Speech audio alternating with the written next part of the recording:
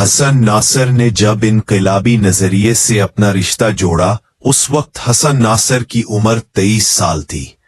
उसकी वालिदा और दीगर रिश्तेदारों ने कोशिश की कि हसन नासर इंडिया में रुक जाए, मगर हसन नासर अपने नजरिए को छोड़ने पर तैयार न हुए। ये उनका जमाना तालिबे इल्मी था। ये दौर बड़े कर्ब और हंगामों का दौर था। बरसगीर जबरदस्त तबद्दुल और तगय्युर की मनाजिल तय कर रहा था। एक जानिब मुस्लिम लीग और कांग्रेस का शोर दगोगा था, तो दूसरी तरफ भारत में किसानों ने बगावत कर दी थी। 20 लाख महकूम किसानों ने जागीरदारों के खिलाफ अलम बगावत बुलंद करके जमीनों पर कब्जा कर लिया था। इसके साथ ही हसन नासर के आबाई शहर हैदराबाद दक्कन का, जहां हसन नासर ने आंख खोली थी, मुस्तकबल भी गैर महफूज नजर आ रहा था। हसन नासर के वालिद हैदराबाद दक्कन के निजाम, जिन्हें निजाम दक्कन के नाम से पहचाना जाता है, के जॉइंट सेक्रेटरी बड़ी थे, जबकि उनकी वालिदा नवाब मोहसिनुल मुल्क की नवासी थी। हसन नासर की इब्तदाई जिंदगी इंतहाई नाजो नेमा में गुजरी। आपके गिर्द जरंगार जिंदगी और ऐशो इशरत के नजारे थे, लेकिन नजरिए से आगाही और उस पर मुकम्मल यकीन होने के बाद हसन नासिर ने अपनी जद्दोजहद शुरू कर दी। और तकसीम भारत के बाद हसन नासिर ने पाकिस्तान की सरजमीन पर कदम रखा, लेकिन यहां भी कुचले हुए तबकात के वही रोजो शब थे, वही जद्दोजहद थी, वही मजदूर बस्तियां थी, वही उजड़े हुए किसानों के घर थे। अय्यूब खान ने 1958 में मार्शल लॉ नाफिज कर दिया।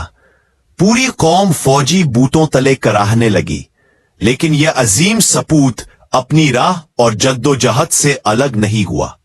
इस दौरान हसन नासिर के वारंट गिरफ्तारी जारी कर दिए गए, लेकिन आप रूपोश हो गए। दौरान रूपोशी भी आप मजदूरों से मुकम्मल राब्ता में रहे, मशवरों में मुकम्मल शरीक रहे। रियासती अदारे आपकी तलाश में सरगर्दां थे, मगर आप उनके हाथ नहीं लग पा रहे थे। इस जमाने में यह सवाल जानबूझकर फैलाया गया कि पार्लिमानी जमहूरियत, जो साम्राज्य की अता करदा थी, मार्शल लॉ से बहरहाल बेहतर है और लोगों को पार्लिमानी जमहूरियत के लिए जद्दोजहद करनी चाहिए। हसन नासिर ने कराची की एक मजदूर हस्ती को अपना मस्कन बनाया और जद्दोजहद में मसरूफ रहे। उन हालात में कुछ लोग मायूस होकर घर बैठ गए, कुछ ने दूसरी पार्टियों में शमूलियत इख्तियार कर ली और कुछ सरकार के हलके में चले गए। नाम नेहाद रावलपिंडी साजिश केस के मौके पर हसन नासिर ने अपनी जद्दोजहद जारी रखी।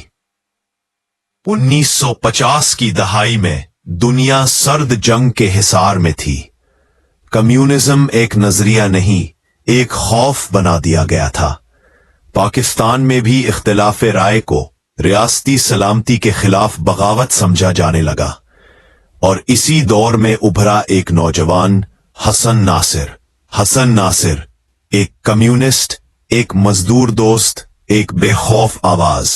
वो फैक्ट्रियों के गेट पर खड़े होकर मजदूरों से बात करता था, वो किसानों के हक में बोलता था और तलबा को सवाल करने का हौसला देता था।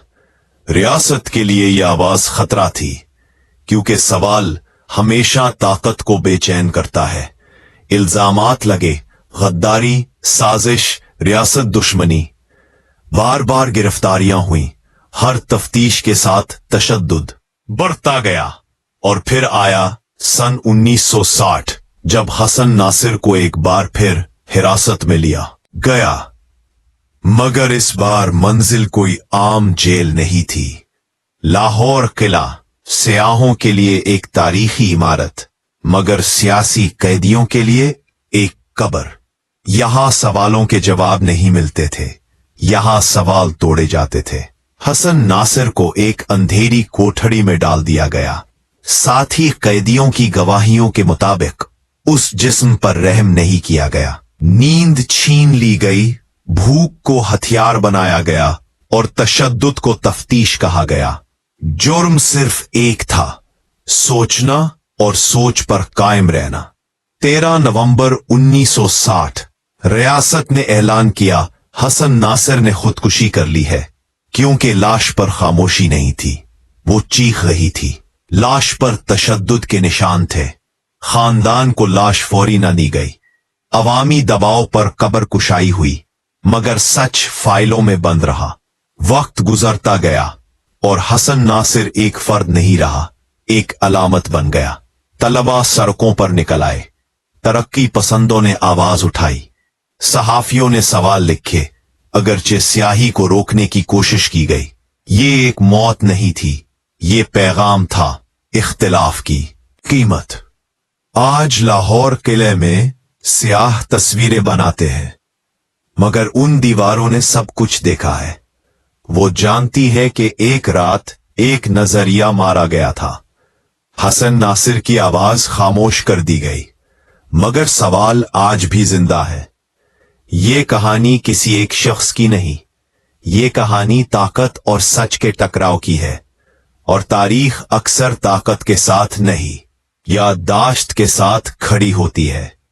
اختلاف جرم نہیں، مگر اکثر جرم بنا دیا جاتا ہے۔